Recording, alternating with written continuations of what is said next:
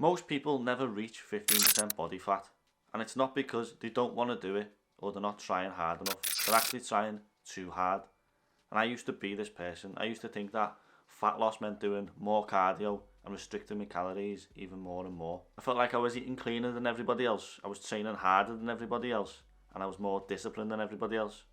So why wasn't I getting the results? Why was it so hard for me to get down to 15% body fat? Now I can even get down to 10% body fat very easily, and I know how to keep it off as well. So in this video, I'm going to talk you through the 5 simple things that I did to get me down to 10% body fat and keep it off.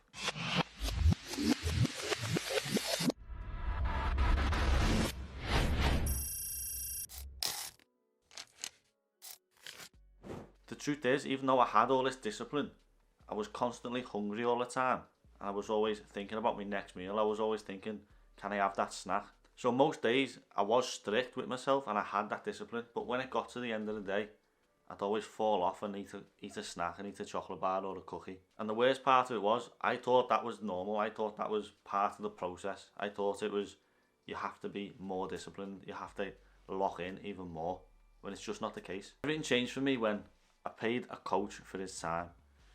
I ran him through what I was doing day in, day out, and he basically told me to stop overcomplicating it and to dumb it down to a few simple rules. And now, not only did I achieve way more fat loss than 15%, I'm able to keep it off whenever I want, however I want. Rule 1 is getting realistic about your calorie deficit. The first thing that I had to accept is that I must not be in a calorie deficit. Even though I'm doing all the tracking in the world, I'm not losing fat, so I must be eating too much. I thought I was being consistent, but I wasn't. At the end of the day, if there was a bit of a snack left on the counter or there was something in the cupboard, I'd put it in my mouth and I wouldn't count it. I'd be lying to myself. Take this granola cookie for example. This is the kind of thing that I'd come home late at night. My girlfriend would have bought it and it'd be in the cupboard, and I'd just have half a cookie, not thinking about it. But there's actually nearly 400 calories just in this alone. These are never not good. See, even Luna likes them. They're that hard to resist when you're feeling hungry. Don't worry about it, I'm on a bulk now. So make sure you're getting consistent with your calorie counting.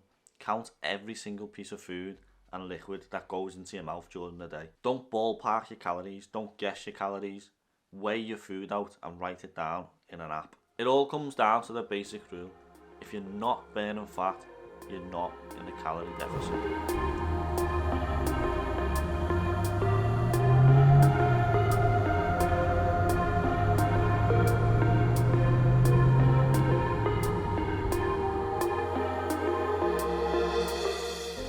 The next thing I struggled with was eating later on in the day, because I'd get home and I'd just want to binge because I was starving. Once I'd had the taste of something sweet, I couldn't go back. I'd have to eat the whole pack, or I'll have to have an extra large meal. And before I knew it, I'd blown through my calorie target again, and I'd be sitting there thinking, how the hell have I messed this up again? That's when I knew something needed to change.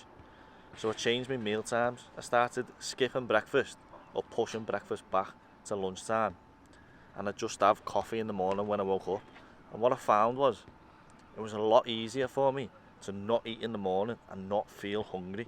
And that meant, because I'd skipped a meal, I had more calories to eat later on in the day. Finally realised that fat loss isn't about fighting hunger, it's about managing it. If you're someone who's struggling late at night with the cravings, try pushing back your first meal till about lunchtime and see how you get on.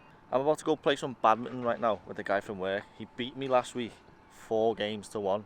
But what he doesn't know is that I've been practicing and researching on the internet what's the best tactics to win a game of badminton, and he's not seen this coming. So from my serve, a nice return, and Flo won a point straight away. Strong start for him. Now this was a good play by me. Just some back and forth, little rally. I played to the far back of the court. Little drop over the net. Good recovery, straight back up to play it over his head for the point. Good backhand from me, straight over the net for a point. I was on form here. I went up 2 games to 0 before Flo started to get back into it with a nice shot here. And another one from Flo, keeping it in, dropping it over the net. I play a smash. It was too much for him.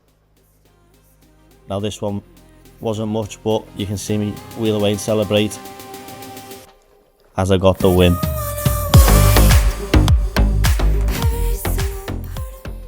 Third thing holding me back was how inconsistent I was with my food. And I don't mean missing meals. I would eat every single meal that was planned, but the variety of the meals that I was eating. I used to be one of those people that thought, I don't want to eat chicken and rice because I've just had that. I don't want to eat the same meal 3 times in a row, and this was massively holding me back. Once I started eating the same meals every single day, it became so much easier to track what I was actually having. So every day for breakfast it would just be a black coffee and I'd skip a meal.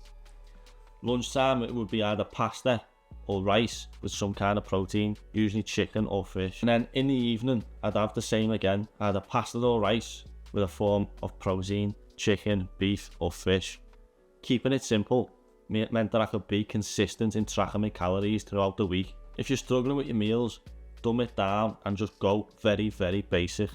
Eat basic carbs and basic proteins consistently across the week and watch your body change. Once you decide to eat the same meals every single day consistently, it takes out the decision making progress and there's less room for error.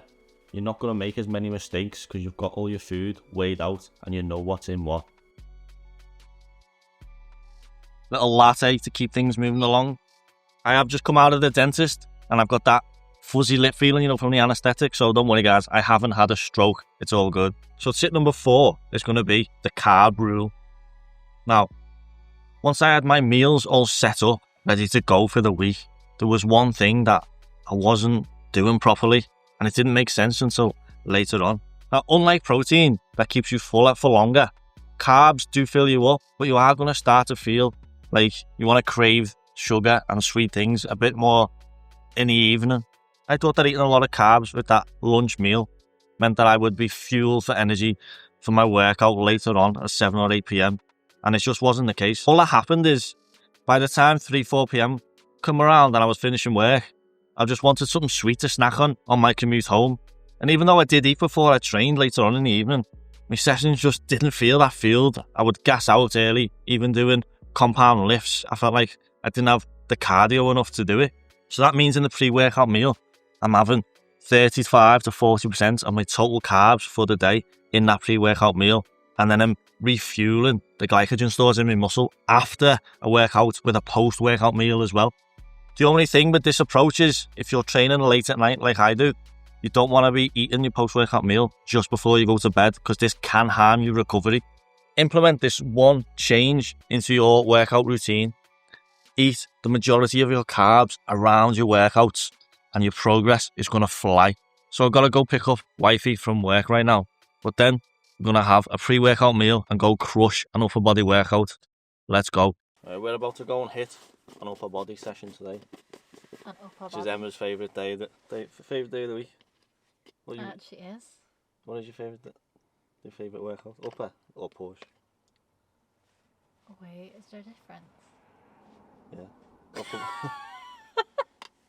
We're going with the Formula Vasodial pre-workout. Emma doesn't that. You don't do pre-workout, do you? Nope. Why? Do you want to try some? No. Always go 2 scoops. Why you gotta go 2 scoops? Well, 2 scoops is 1 serving, but if you're a weak ass bitch, you only do 1 scoop. Topping it up with the OG Swell. If you know, you know. Well, she's actually trying it. Oh, I don't like the smell.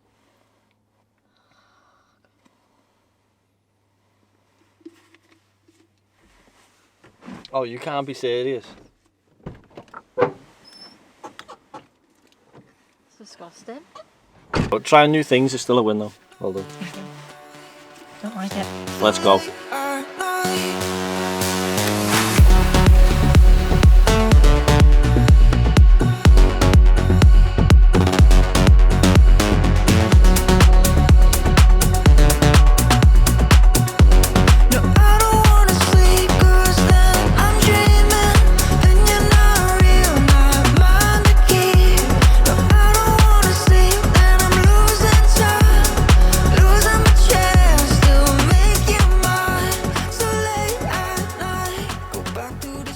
So we're at a spot called the Bush Yard. It's in front of the beach. heard many good things about the bush yard. So, we've got some food. You want to tell everyone what you've got? Emma's gone for a classic burger, no cheese. She's having let's just say she's having some problems with cheese. For a double dip burger, but standard burger dipped in peppercorn sauce, the patty with some crispy fried onions on top. Looking juicy and tasty, that one.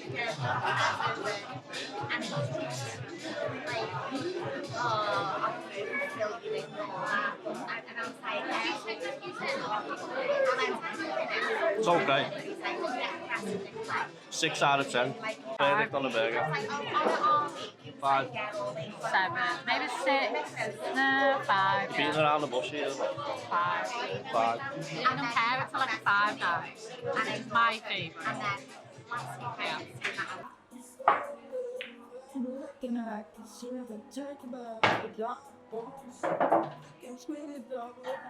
Okay bro, time for tip number 5, and that is that consistency beats perfection every single motherfucking day of the week.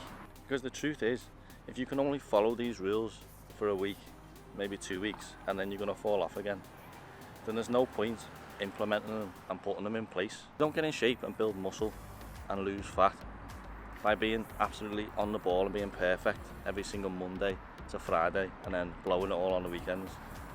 You don't get in shape by being perfect every morning and every lunchtime and then blowing it all in the evening. You're going to be so much more successful if you go into this with the mindset of, I'm going to be good 85 to 90% of the time, and there are going to be small occasions where I fall off, and that's okay. If you try to go all in straight away, you're going to burn out. Everybody does it. It's why the whole population is out of shape, because we can't maintain it. Our busy lives lead us to temptations and failures. So if you know you're going to fail, then it makes it so much easier to not get hard on yourself and stick to your structured routine 90% of the time. So instead of asking yourself, what is the perfect plan? Ask yourself the question, what is a plan that I can stick to consistently for 3 to 6 months? That might not be training every single day. That might be only training 2 or 3 times per week. It might not be, I can't eat out for the next month. It might be, I can eat out once a week and make a healthy choice when I go out to eat. Look bro, if you found this video helpful, make sure to drop a like and a comment on the video. If you made it to the end of the video, I appreciate you so much being here bro. See you in the next one.